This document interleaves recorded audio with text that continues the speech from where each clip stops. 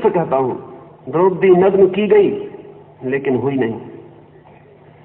नग्न करना बहुत आसान है, उसका हो जाना बहुत और बात है। बीच में अज्ञात विधि आ गई, बीच में अज्ञात कारण आ गए। दुर्योधन ने जो चाहा वो हुआ नहीं। कर्म का अधिकार था, फल का अधिकार नहीं था।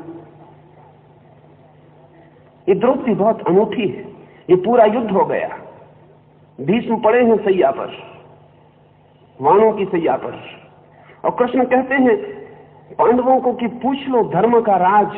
और वो द्रौपदी हंसती है, उसके हंसी पूरे महाभारत पर छाई है। वो हंसती कि इनसे पूछते हैं धर्म का रहस्य।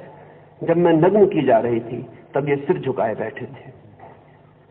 उसका व्यंग गहरा है। वो स्त्री बहुत असाधारण। काश हिंदुस्तान की स्त्रियों ने सीता को आदर्श न बना के द्रौपदी को आदर्श बनाया होता तो हिंदुस्तान की स्त्री की शान और होती। लेकिन नहीं, द्रौपदी खो गई, उसका कोई पता नहीं।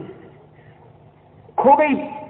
एक तो 5 पतियों की पत्नी, इसलिए मन को पीड़ा होती, लेकिन एक पति की पत्नी होना भी कितना मुश्किल है उसका पता नहीं।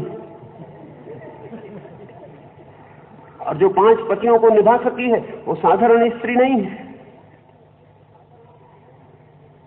असाधारण है, सुपर ह्यूमन है। सीता भी अति मानवीय है लेकिन टू ह्यूमन के अर्थों में, और द्रौपदी भी अति मानवीय है लेकिन सुपर ह्यूमन के अर्थों में।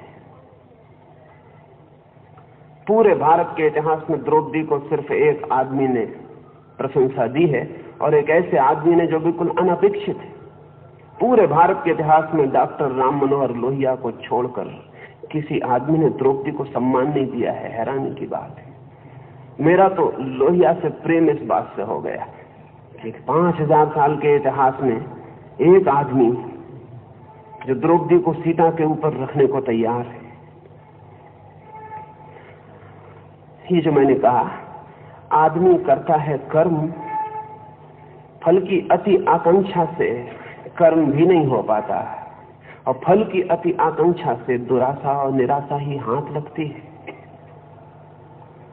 कृष्ण ने यह बहुत बहुमूल्य सूत्र कहा है, इसे हृदय के बहुत कोने में संभाल के रख लेने जैसा है। करें कर्म, वो हाथ में है, अभी है, यही है। फल को छोड़ें, फल को छोड़ने का साहस दिखलाएं। कर्म को करने का संकल्प, फल को छोड़ने का साहस, फिर कर्म निश्चित ही फल ले आता है। लेकिन आप उस फल को मत लाएं, वो तो कर्म के पीछे छाया की तरह चला आता है।